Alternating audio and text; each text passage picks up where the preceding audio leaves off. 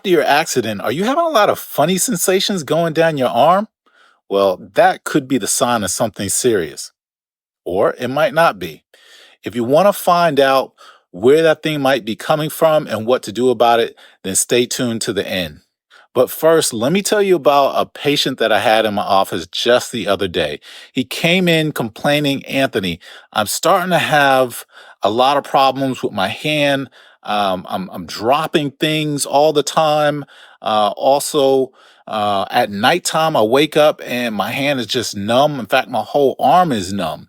And sometimes my fingers lock up on me. What the heck is that? I mean, the guy figured he was so confused. He thought that maybe that he had hit his arm in the accident, but he doesn't remember doing it. So he was like so confused. And I sat down and broke it down for him where the pain was likely coming from and what to do about it. So this is basically what I told him. But before we get into it, my name is Anthony Wade. I'm a physician assistant, and I help people who've been in car accidents or slip and fall, or people that are trying to lose weight, and I help them to do it naturally. So before I get into it, I just want you to know that I see this all the time in my office. And it's pretty simple, or at least it's simple to me, but I'll break it down to you where this stuff can be coming from and or what you can do to help yourself. The sad thing, though, about with my patient is that he had seen a lot of other providers before he came to see me, and nobody explained this simple thing to him about where his symptoms could be coming from and what steps that he needed to do to make sure that it wasn't going to be a problem down the road. And it's pretty simple to me, but a lot of people don't explain this stuff to their patients, and that's something that I like to do with all my patients is to break down what's going on with them because the answer to it, or should I say, the treatment for it starts with understanding. If you don't understand what's going on, where your symptoms are coming from, it can actually make them worse. But before we get into it, let's back up a little bit and start from the beginning. When you get into a car accident or slip and fall, a lot of times what happens, you have ligaments and tendons all up and down your neck and back. They're all attached to muscles and bone. All that stuff gets jerked around, pulled, stretched, or torn, and it's going to cause pain and inflammation. The inflammation will cause the surrounding tissue to get disrupted. The swelling and whatnot is going to push all the surrounding tissue, including the nerves, out of its normal place, which is going to start the whole problem that we're talking about here. But let me break this down a little bit for you visual people, and I'll see if I can draw this out for you to help you to understand. Now, first of all, let me switch up the screen here. Don't make fun of my drawing here. But like I said, a little stick figure here. So like a little alien guy here. Like I said, you have ligaments and tendons all up and down your neck and your back.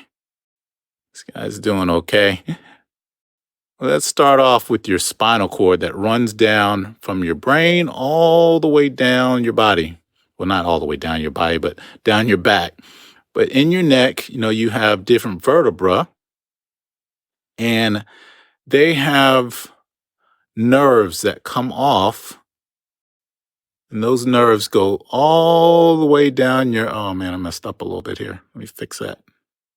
They go all the way down into your fingers and your hand.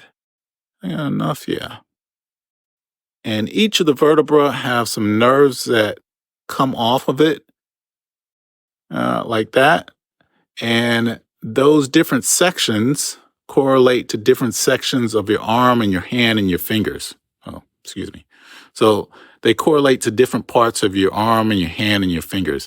So again, when you get into a car accident and you have that jerking around, that pull, stretch, or torn or tears, and it causes inflammation and swelling, which is going to happen after an accident, what it will do, the swelling it can, or should I say, displace some of those nerves in your neck and irritate them basically because of the swelling. It's going to press on them. It's going to cause pain, numbness, tingling, burning, hot, cold, heavy sensation, or any combination. You could feel it in your arm or, in the upper part of your arm from going from your neck into your shoulders and down to the upper part of your arm and all the way down to your fingertips. Again, pain, numbness, tingling, burning, hot, cold, heavy sensation, all coming from basically the neck. And one of the other problems, I said pain, numbness, tingling. The numbness, when you have the numbness, you don't feel things in your hand as much, and you can wind up dropping things. That was what was happening with my patient in the room. He was dropping things out of his hand. So a little tidbit for that is that you should not hold glasses in your hand. If you're having this problem, you need to stick to plastic cups or mug with a handle on it so you can grip it properly. I would not hold some glass and drink out of a glass because that bad boy slips, it could break. But just to drive it home a little bit, recently, if you don't know me, had an accident and I broke my bicep tendon, tore it right off the bone. And I had to have surgery. And that is the scar right there. But uh, basically, again, they cut or should I say, cut the skin. And when they had to open up, because they basically had to reattach the bicep to the bone. In order to get to the bone, they had to move all the nerves and all the tissue out of the way in order to get down to the bone. And after surgery, I was having a lot of pain, numbness, tingling, burning, hot, cold, heavy sensation all the way down my arm to the fingertips. Even though the surgery did not include my arm or my lower part of my arm, my forearm, or, my fingers, all of that was swollen, all of that was in pain, and I was getting all kinds of symptoms going down my hand and into my fingers. And as the months, I say months, yeah, it's only been about 2 months since my surgery, but as the weeks went by, all of that started to get worse. But the same thing happens when you're in a car accident and you get a lot of swelling inside of your neck or your back or whatever. That swelling is going to press on the soft tissue in the area, and it's going to cause that pain, numbness, tingling, all those sensations. When I had my surgery, the surgeon had to move the nerve out the way. It's the same thing as having swelling on the inside and pressing on that nerve. Now, since the surgery, every time when I move it too much, when I overdo it, it aggravates that nerve again, and I start having a lot of symptoms down into my hand. Same thing after your accident, when you're in the recovery phase and you're working out or doing whatever you do, you're going to start aggravating those nerves, and it's going to cause those symptoms going down into your hands. So let me change screens right quick. So when is it a problem? Well, it's a problem when those symptoms are there all the time, when they're definitely getting worse, and when you start to lose the muscle strength, you start getting a lot of weakness in your hand. That's when it's more serious a problem. When it's a more serious problem. But if you're getting these symptoms every so often, every once in a while, if it's depending on the way that you're resting on your arm or something like that, if it's positional, meaning when you change positions, it gets better. Or like I said, if it's just every so often, if you shake it out and it gets better, all of that is good signs that it's not that much of a problem. But what you need to do, number one thing, is you need to see your trusted provider. And I'm really talking about a MD, PA, a nurse practitioner that specializes in this thing, so they can do the number two thing, which is get an MRI. That's also a scan that you can do. It's not an X-ray. It's more in depth than an X-ray. It's going to show you the bone and the soft tissue, because what we want to know, is there anything like a herniation or something like that pressing on the nerve to cause this problem? Sometimes, a lot of times, it's just from the swelling. Other times, it could be from a bone or like a herniation or something like that. But we need to know, and the only way you can tell is by getting an MRI. So that is the gold standard for figuring out where these symptoms are coming from. There's some other tests that you can do that could be helpful, like a nerve study. I'm not going to get into all that, but basically get an MRI, get a nerve study, but most important, go see a doctor or a physician assistant or a nurse practitioner that specializes in this, that can tell you what to do when they see a problem. Not somebody that can just, read off the report and tell you what they see on the report, but somebody that can look at the images and know what to do when there is a problem. So, what can you do at home? The number one thing is you need to get in motion. You got to start stretching and moving. A lot of times, what happens with people after their accident is, they don't want to move because they're in pain.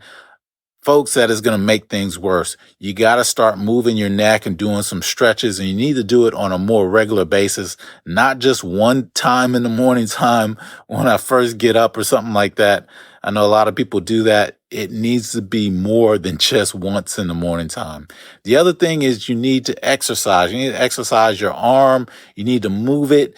The more stimulation, or should I say, yeah, whichever stimulation is the greatest. So if your arm's firing off those abnormal signals because the nerve is being irritated, pain, numbness, tingling, burning, hot, cold, heavy sensation, weakness, your brain is going to pay attention to that more often if that's all it's the input that it's getting.